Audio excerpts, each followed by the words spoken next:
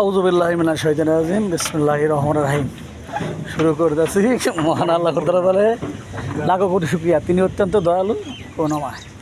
তো বিষয়টা হচ্ছে আমরা আসছিলাম আজকে মুন্সিগঞ্জ লঞ্চঘাটে। লঞ্চঘাট থেকে আমরা সাগর বধূ জাহাজটা ভিজিট করার জন্য আমাদের সাহেবে বলছিল যাচ্ছি ভিজিট করার জন্য। আপনারা দেখতেই পাচ্ছেন দর্শক, এই যে মুন্সিগঞ্জে এখানে এই পাশে শাহ কোম্পানি ঘাট, পাশে লঞ্চঘাট।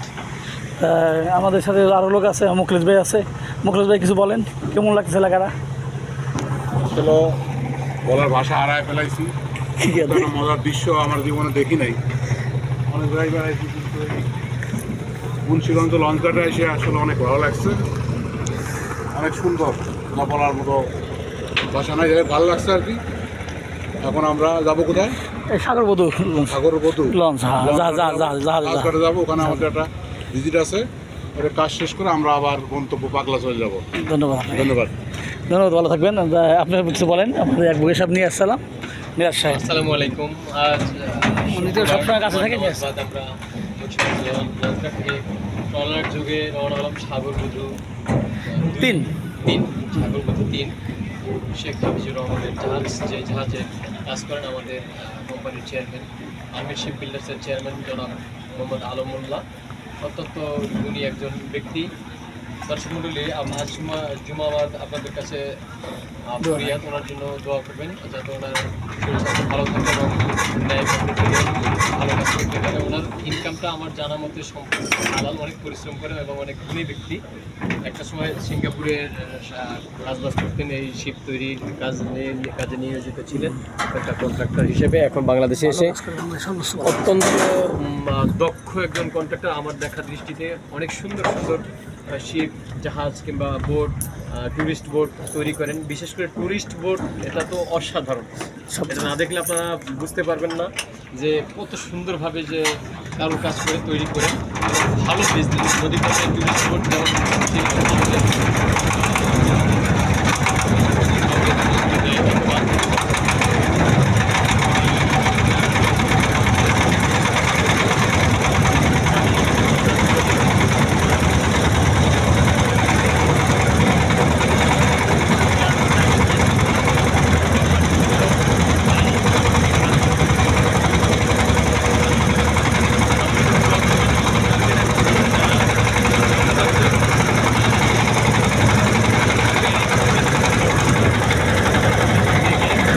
ধন্যবাদ আপনাকে। আমরা আবার সাক্ষাৎ নেবো, জাহাজ যাচ্ছি, জাহাজ আবার আমরা মোটামুটি সাক্ষাৎ নেবো।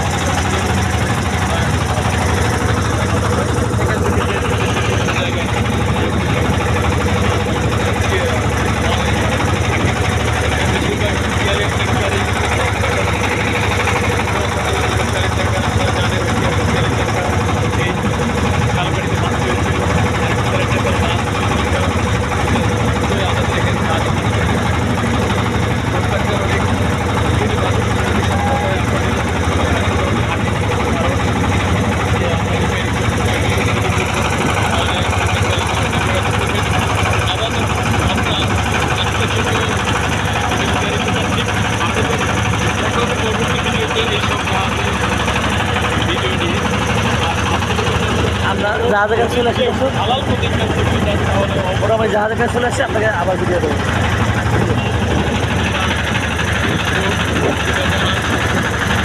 যত তৈরি করবেন টক করে একেবারে পুরো আপনি শতভাগ হালাল